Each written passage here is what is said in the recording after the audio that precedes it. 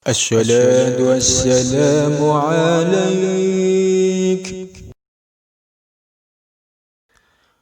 Assalamualaikum warahmatullahi wabarakatuh. Pemirsa, alhamdulillahirrabbilalamin, kita berjumpa kembali dalam kajian tafsir Jalalain. Kali ini kita akan bahas surat Al-Baqarah ayat ke-57. Namun sebelumnya, sebagaimana biasa, mari kita baca dulu surat Al-Baqarah ayat 57 dengan tartil. Kemudian kita maknai tafsir Jalalainnya dengan makna Jawa. Lalu kemudian di sesi terakhir kita beri penjelasan dengan bahasa Indonesia. Ya, mudah-mudahan kajian yang kita cerita kali ini betul-betul mendapat taufik kita Allah Subhanahu wa taala, mendapat syafaat tarbiyah Rasulullah sallallahu alaihi wasallam sehingga membuahkan ilmu yang manfaat, maslahah barakah fid dunya wa dunya wal akhirah. Amin amin ya rabbal alamin. أعوذ بالله من الشيطان الرجيم.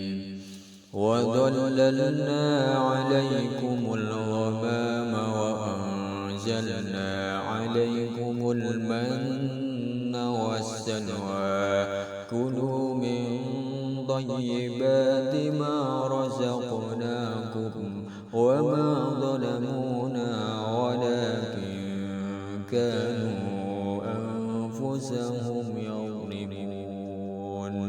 صدق الله العظيم. Bismillahirrahmanirrahim.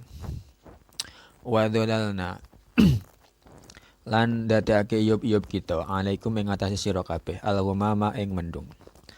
Satarna tegese nutupi kita kum ing sira kabeh bisahabi kelawan mendung arroki kang tipis min haris syamsi saking panase srengenge fitihi ing dalem ora-ora teh wang zalna lan nurunake kita alaikum ing atase sira kabeh fihi ing dalem atih almanna ing manna wasalwa lan salwa huma utawi manna wasalwa iku aturan jibinu panganan kang kaya madu wa tayru lan manuk asimana kang lemu bitakhfifil mimi kelawan ngentengake mim wal qasri lan qasar ai alif maksurah wa kulna lan dawuh kita kulu min thayyibati ma razaqnakum ing dawuh kulu min thayyibati ma razaqnakum kulu padha mangan sira kabeh min thayyibati ma saking sak bagus-baguse barang razaqnakum kang paring rezeki sapa kita ing sira kabeh wala tadakhiru lan ojo padha nyimpen sira kabeh fakafaru mangko padha kufur sapa Bani Israil an nikmata ing nikmat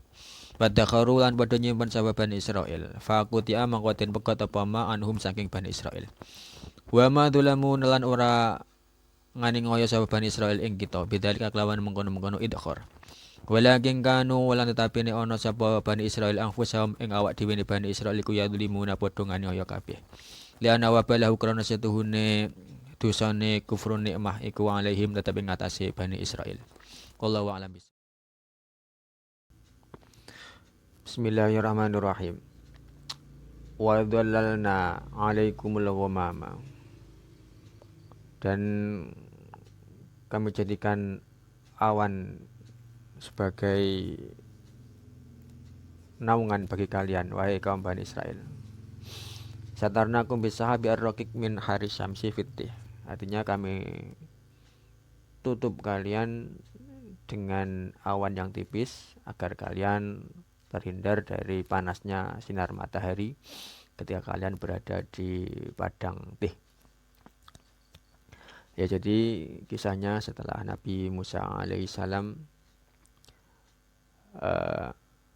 berhasil selamat dari kejaran Fir'aun, bebas dari kekuasaan Fir'aun, Nabi Musa alaihissalam diperintahkan oleh Allah Subhanahu wa taala untuk menuju ke kota yang bernama Ariha, di mana kota tersebut dikuasai oleh kaum Jabarin, yaitu kaum yang sangat besar dan kuat-kuat. Allah Subhanahu wa taala memerintahkan kepada Nabi Musa untuk pergi ke Ariha dan memerangi kaum Jabarin ini. Maka berangkatlah Nabi Isa bersama dengan 600.000 orang dari kaum Bani Israel untuk menuju ke kota Ariha. Dan sesampai di padang teh, di gurun pasir teh, Ternyata Nabi Musa dan kaum Bani Israil terjebak di sana.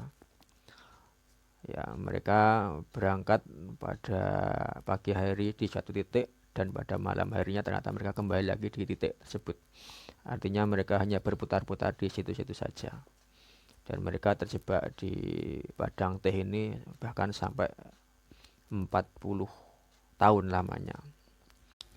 Lalu kenapa Nabi Musa dan kaum Bani Israel bisa terjebak di gurun teh ini? Jawabannya nanti akan kita bahas di surat Al-Maidah insyaallah. Ya, intinya Nabi Musa akhirnya terjebak di padang teh selama 40 tahun. Dan di masa 40 tahun itulah Nabi Harun alaihissalam meninggal dunia di padang teh ini. Yang kemudian setahun kemudian disusul oleh Nabi Musa alaihissalam yang juga akhirnya meninggal dunia.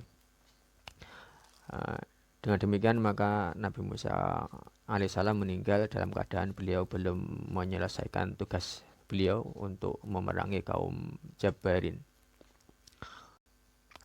Dan kemudian tugas Nabi Musa alaihissalam ini dilanjutkan oleh Nabi setelah Nabi Musa, yakni Nabi Yusha bin Nun. Dan di masa Nabi Yusha bin Nun inilah akhirnya kaum Bani Israel berhasil menguasai kota Ariha. Adapun Yusha bin Nun ini adalah murid Nabi Musa yang ikut Nabi Musa ketika Nabi Musa mencari Nabi Khidir ya. Dan Yusha bin Nun ini kalau orang-orang barat biasa menyebutnya dengan Yosua atau Joshua. Jadi Yosua atau Joshua itu kalau dalam Islam adalah namanya Yusha bin Nun. Ya, walhasil ketika Nabi Musa dan kaumnya berada di padang pasir teh inilah, ketika mereka berada di tempat yang sangat panas karena di gurun pasir, pada saat itulah Allah Subhanahu wa taala memberikan kenikmatan kepada kaum Bani Israel dengan senantiasa Allah mengirimkan awan tipis di atas mereka sehingga mereka terlindung dari panasnya matahari. Dan tidak hanya itu saja, Allah masih memberikan tambahan nikmat mereka, yakni pada lafaz berikutnya, wa anzalna 'alaikum fihil manna wassalwa, dan kami turunkan bagi kalian di padang teh itu manna dan salwa. Apa itu manna dan salwa? Huma at-turan jibinu wat-tairu as-simana bitahfifil mimi wal qasri. Manna dan salwa, kalau manna itu adalah turan jibin, ya ini sejenis madu putih, madu yang nikmat lah. Watair asimana, ada yang baca simana, ada yang baca asumana. Kalau atair asimana itu berarti burung yang gemuk, kalau asumana itu burung puyuh ya. Dan memang banyak dari ahli tafsir yang mengatakan bahwa salwa itu adalah sejenis burung puyuh. Ya, jadi orang-orang Bani Israil ini selain diberi naungan awan, mereka juga masih diberi nikmat, yaitu kalau lapar mereka tidak perlu capek-capek mencari makanan karena sudah disediakan manna dan salwa. Kemudian wa qulna kulu min thayyibati ma razaqnakum, dan kami berfirman kepada kaum Bani Israel, kulu min thayyibati ma razaqnakum, makanlah yang baik-baik dari apa yang kami rizkikan kepada kalian semua. Wala tadakhiru, akan tetapi dengan satu catatan, jangan sesekali-kali menyimpan manna dan salwa tersebut. Ya, jadi kaum Bani Israil ini ketika didatangkan kepada mereka manna dan salwa, mereka bebas memakan sepuas-puasnya. Akan tetapi diperingatkan agar jangan sampai mereka menyimpan manna dan salwa tersebut. Fakafaru ni'mah, akan tetapi mereka akhirnya mengkufuri nikmat itu. Waddakharu, dan mereka menyimpan manna dan salwa. Fakuti'a anhum, maka akhirnya manna dan salwa diputus. Allah memutus pemberian manna dan salwa kepada kaum Bani Israel.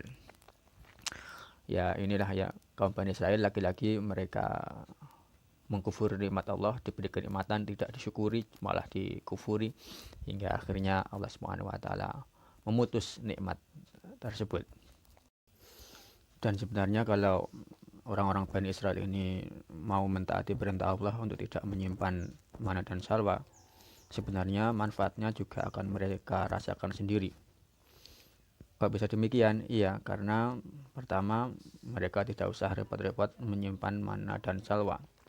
Ya, jadi buat apa repot-repot menyimpan? Toh Allah Subhanahu wa taala sudah berjanji ketika mereka sudah lapar maka Allah nanti akan mengirimkan kepada mereka mana dan salwa. Jadi tidak ada gunanya menyimpan karena sudah pasti nanti akan diberi lagi oleh Allah Subhanahu wa taala ketika lapar.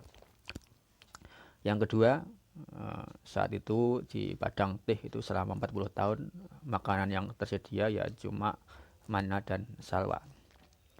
Dengan menyimpan dan memakannya setiap saat tentu akan membuat mereka cepat merasa bosan ya. Karena makanan seenak apapun kalau dimakan setiap saat ya lama-lama bosan. Berbeda hal jika mereka memakannya ketika lapar, yaitu ketika didatangkan kepada mereka. Maka orang itu makan ketika sedang lapar, maka semua akan terasa nikmat. Jadi makanan yang sebenarnya nikmat kok terasa tidak nikmat, itu menunjukkan kalau dia makan dalam keadaan tidak lapar. Berbeda jika orang yang makan dalam keadaan lapar. Bahkan sering kita lihat ya, para pengemis itu makan makanan sudah basi. Bagi mereka itu sangat nikmat sekali karena mereka memakan dalam keadaan mereka sangat lapar sekali. Untuk itu kaum Bani Israel jika mereka mentaati perintah Allah maka sebenarnya lagi-lagi manfaat itu juga kembali kepada mereka. Karena tapi ya itulah kaum Bani Israel, mereka seringkali mengkufuri nikmat Allah, seringkali mereka mengingkari apa yang Allah perintahkan kepada mereka. Wa ma dzalamuna bidzalika, dan tidaklah mereka menganiaya kami dengan perbuatan mereka itu. Walakin kanu anfusahum yadlimun, akan tetapi mereka lah yang menganiaya diri mereka sendiri. Dan wabalahu alaihim, karena sesungguhnya dosanya akan mereka tanggung sendiri. Ya, jadi kezaliman seorang hamba itu tidaklah merugikan Allah, akan tapi kezaliman seorang hamba itu justru akan merugikan diri mereka sendiri, karena mereka lah yang nanti akan menanggung akibat dari perbuatan mereka. Mereka pasti akan rugi baik di dunia dan di akhirat. Begitu juga sebaliknya, ketaatan seorang hamba itu sama sekali tidak menguntungkan Allah. Karena apa? Karena ketaatan seorang hamba itu manfaatnya juga akan kembali kepada hamba yang taat itu. Jadi kemaksiatan seorang hamba tidak mengurangi keagungan Allah, dan ketaatan seorang hamba juga tidak menambah keagungan Allah. Allah Subhanahu wa taala tetap dengan keagungannya, tidak kurang tidak tambah. Itulah Allah Subhanahu wa taala. Ya, pemirsa, demikianlah tafsir jalan kali ini, mudah-mudahan bisa memberikan manfaat bagi kita semuanya ya. Amin amin ya rabbal alamin. Wabillahi taufiq wal hidayah min Rasulullah sallallahu alaihi wasallam, asyafa wa tarbiyah min al-wathar radhiyallahu anhu wal barakah wal karamah. Wassalamualaikum warahmatullahi wabarakatuh. Minasyaitonir rajim. Wa dhallalna 'alaikumul ghamama wa anzalna 'alaikumul manna wassalwa. Kulu min طيبات ما رزقناكم وما ظلمونا ولكن كانوا أنفسهم يظلمون. صدق الله العظيم.